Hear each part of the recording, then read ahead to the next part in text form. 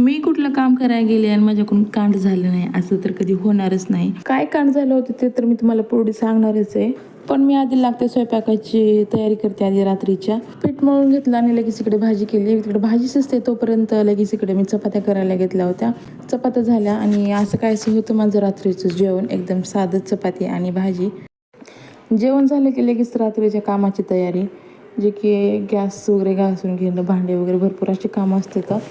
आणि लगेच मी इकडे गॅस पण घासायला घेतला होता, जे की मला दूध पण तापत होतं म्हणून आधी म्हटलं तर आधी गॅसच घासून घेते.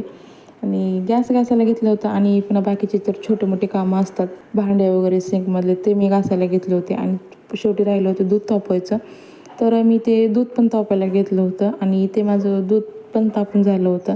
हेच होतं ते कारण जे की मी तुम्हाला मगाशी म्हणलं होतं मी पुढे सांगतेच म्हणून. तर हा कप माझ्या हातातून फुटला.